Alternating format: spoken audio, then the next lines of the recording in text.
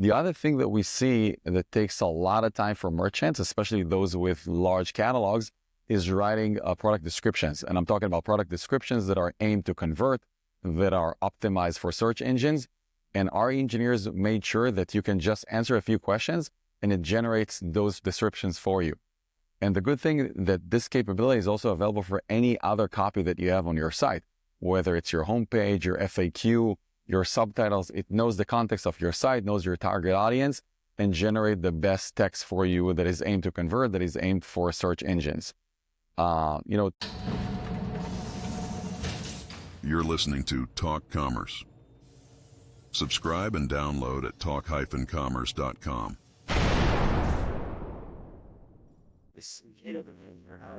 Welcome to this special eTail West episode of Talk Commerce. Today I have Oren Inditzky. Oren, go ahead, do an introduction for yourself. Tell us your day-to-day role and one of your passions. Sure. First of all, it's really great to see you in person. It's our third time, but first time in 3D.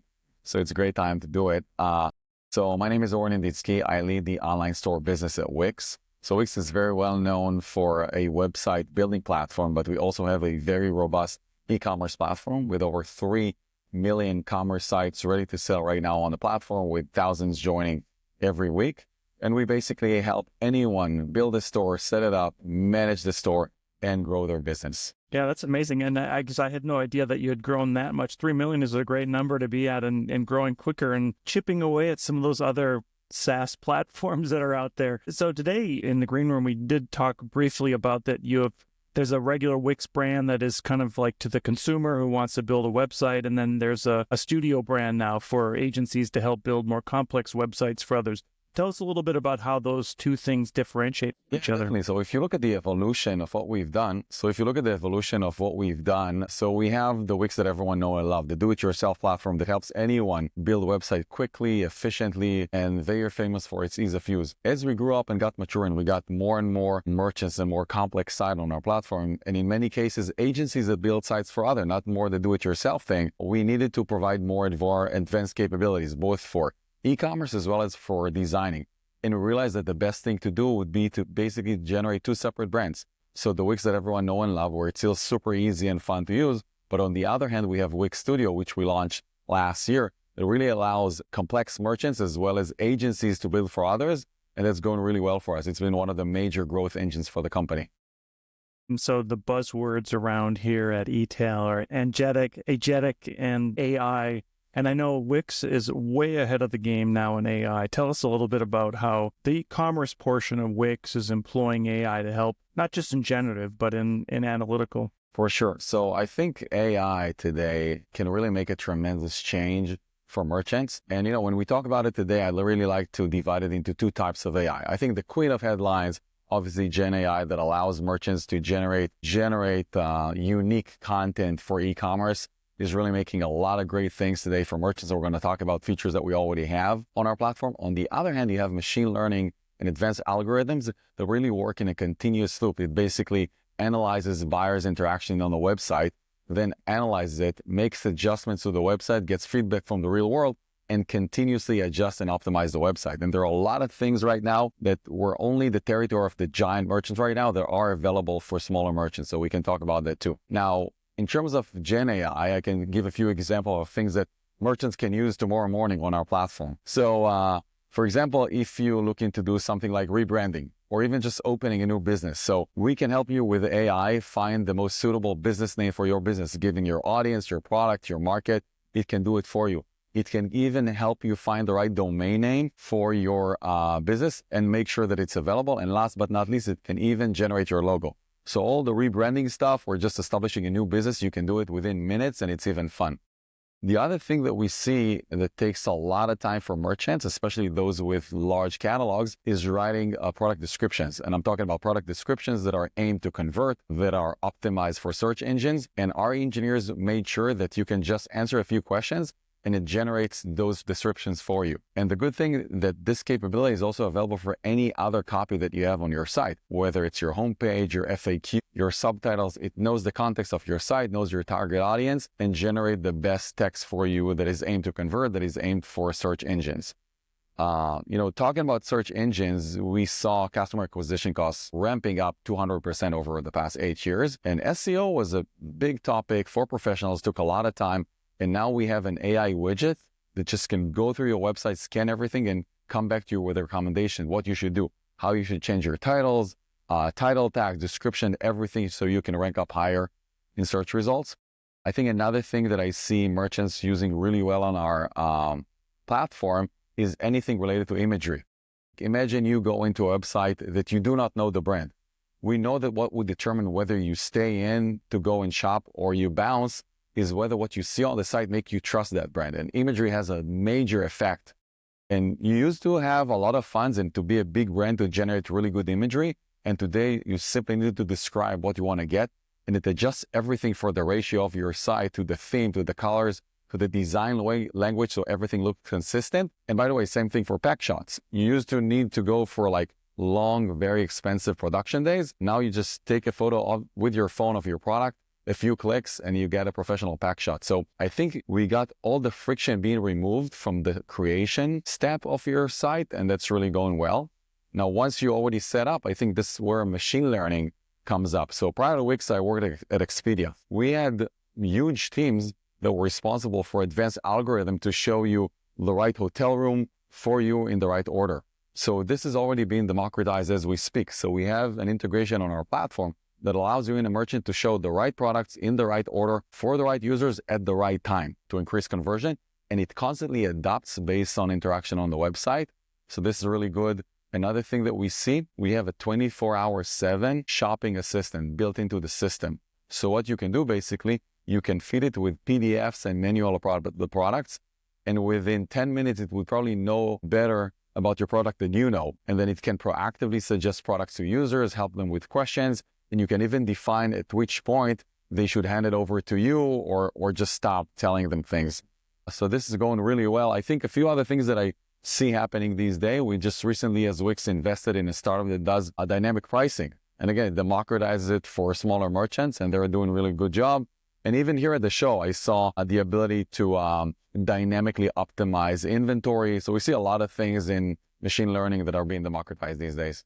Yeah, and I mean, a lot of those things, that just the agentic part where they're helping you to determine which of the products. And I can think even 5 years ago, or even today, a lot of the e-commerce platforms just sort order. It was such a manual process. And a lot of times you had to go in and do the 1 through 10 or 1 through whatever for the sorting of your products.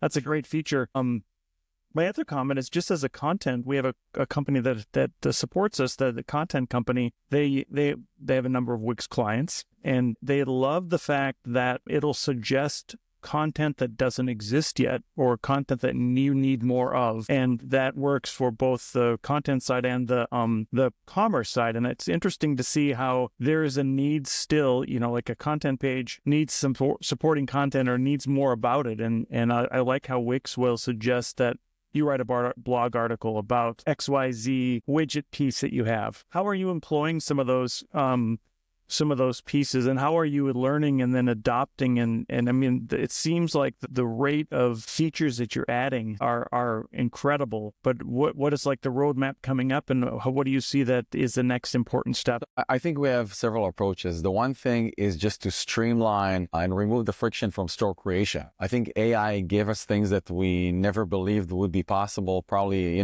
5 years ago. So everything from designing your website. I mean, already today, you see that the majority of the traffic to Wix.com is being transitioned to AI creation. It used to be you choose a template and then with easy, famous Wix drag and drop. Today, you can get it up and running with just talking to an AI agent, and it would create it for you. And then you can adjust manually from there if you like. The other thing that we're working on is the ongoing management of the store. So I think in just a few months, probably any action that you can do in terms of managing your store, you would be able to do with chat or even with voice with AI. So we see that coming as well. And if I look a little bit, behind to see what's next coming, I think once you will see machine learning merging with Gen AI, then imagine that you won't be only able to optimize the order in which you have products appear in front of users, but also the actual content. So imagine that gradually you can optimize product description automatically to better convert, or the right imagery, and it can do it for you by itself and constantly optimize and adjust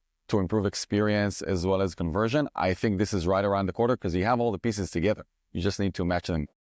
Yeah, so I mean, just to kind of help on people understand what you're talking about in the voice part and the chat part. Traditionally, you'd go to the back of your admin section of your commerce platform, and you'd have to know what everything does, right? And then figure out and find where to do it. I think what you're saying is that already you can, or soon you will be able to just type in, help me organize my XYZ category and show the products that are related in that category. Or you can even go without specifically saying what you're looking for. Imagine you have too much inventory of an item. You would be able to tell the chat agent, hey, I have too much inventory from those red socks. What should I do? And it would probably suggest you, hey, why don't you go and have these coupons or go on and have this Google ad and I can create it for you? Or why don't you come up with this sale and let's create a very nice algorithm or a rule for a discount, and it would be able to do everything for you.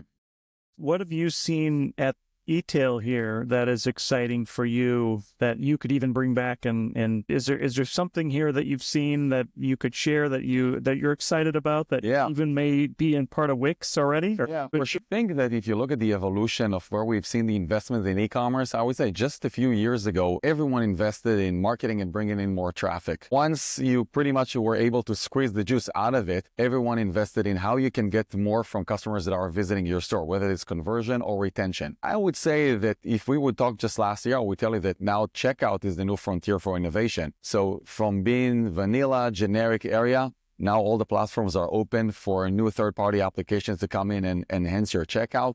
We now have no code customization for checkout. And when I come to this show, it sees that we even passed that and now everything is post-checkout. So the thank you page is now becoming a new frontier for innovation, for upsell, cross-sell, very nice things and innovation. And I would come back home and we definitely think what we can do with that. Post-checkout journey is a lot of times what the e-commerce people think. They forget that there's an opportunity to market to the user after they've checked out and during the shipping process and all those other things. How about Wix itself? Do you have a roadmap that you could share with that's coming out this year or next year? What's exciting things that happen within? In general, I can talk about several things. As I told you, I think the major things that Wix is doing these days is we are establishing a very robust brand for agencies that are building for others. We realize that as opposed to merchants that potentially are on the Wix platform once in a while, they want to change something on the website, they check their orders. These guys are on our platform 24/7. That's their tool. What it really helped us, it forced us to take our quality to a very high level. And now everyone can enjoy it. The reliability, the performance, the speed, the ease of use, the removal of friction. So quality was a very big thing for us. And I'm very proud to say that we're at a very different stage these days. And the product quality is very, very high. So if we're all about being innovative and features and coming up with new innovations, I would say in the past year, we took quality to be the most important feature of our product. The other thing that I see is obviously AI. I told you about the plans of having every single action or question that you might have being integrated into AI. So you can use AI for that. The other things that I see is to take our unique value proposition of unmatched no-code design customization to the next level. And we see, I think, the requirements from being able to customize things to get to even higher results. And the imagination that people have, the type of design that they're looking for is truly endless. And we want to give it to anyone, no code, and make it even fun. So you'll see a lot of new things in terms of design customization. Yeah, I do want to double down on that no code because I think that's where a lot of that's where it should go. You know, theoretically, we went from binary to having some coding language, then to being able to see something as a website. And I feel like that we should already be at that point in which your marketing team can do some of that heavy lifting that would traditionally would have been by a developer. And it's exciting to hear about the checkout part because I think that's the most overlooked, and there's some other platforms that they don't even allow you to do anything with the checkout. Yeah. They make you pay and use their own payment gateway. Yeah. So is there anything innovative that you see coming in checkout that maybe is ahead of what others are doing, or is there anything exciting in the checkout part that you like to look at? For sure. So I think I told you that just in the past year, we completely opened it for customization without code. You can change fields, you can add checkboxes or the ability to choose something or a drop down to, so completely customize it to your specific needs. It used to be a very conservative area where people say, hey, we probably don't want anyone to allow to touch it. I think merchants today know their business, they know what they need, and we allow them to make customization without code. Another thing that we've done, it's completely open. So we have APIs and service plugins that allow many different third-party providers to come in and, enhance and extend our offering. And very exciting thing that I see happening today in terms of investment in new startups in the field is embedded offers. So being able to use AI and provide personalized offers within the checkout. So this is a big field today, and I see a lot of startups that are attacking this area. Yeah, I think the openness, and we can kind of close out with this, but the ability to add partners in, and especially you're multinational, so anybody in any country could run a Wix store, right? Yeah. But if your country doesn't have a payment gateway and you're closed, or you don't offer that solution for shipping, you can't go to that country. But with Wix, you'd be able to, using your APIs, build a solution that would work in virtually anywhere, right? Yeah. So definitely, we cover almost every single part of the world, and if not through us, then through partners. And again, the system is very open, and we have documentation that allow anyone to create that integration, either through that specific payment provider or through a third-party integrator that would come in between. Now, in terms of no-code, another thing that we've done and launched in the last few months is what we call Wix Functions. The interesting things about that, it allows you to use service plugins and API, and usually you would need to have code to extend and manipulate the business logic. Now you can simply have an editor with flowchart that defines the different rules that you want to apply without any code.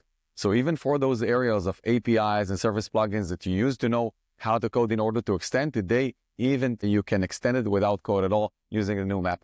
It's awesome. Oren, we have a few minutes left. I give everybody a chance at the end of the podcast to do a shameless plug. What would you like to plug today? So I think one thing that I see that people are not using enough is the fact that e-commerce has really no borders. So you should not really limit yourself to your local community, not even to your country or not even to your continent. And today, more than ever, it's very easy to extend to new markets in the world. We recently launched a new partnership with a company called Globally. They're pretty famous in that field for cross-border. And that basically means that you can take a pin, put it anywhere on the globe and say, hey, I want to start selling there. And they would solve for you tax, fulfillment, transitions, and translation, and even decide that you want to sell different products and different prices, and everything is being handled for you. So I would really encourage anyone to really think outside the box and extend and beyond their actual geo. That's awesome. Oren, it's been a great conversation. Thank you so much for being here today. So enjoy the conference. Thanks for having me. Talk Commerce is a production of Content Basis, LLC. For more creative content, go to contentbasis.io.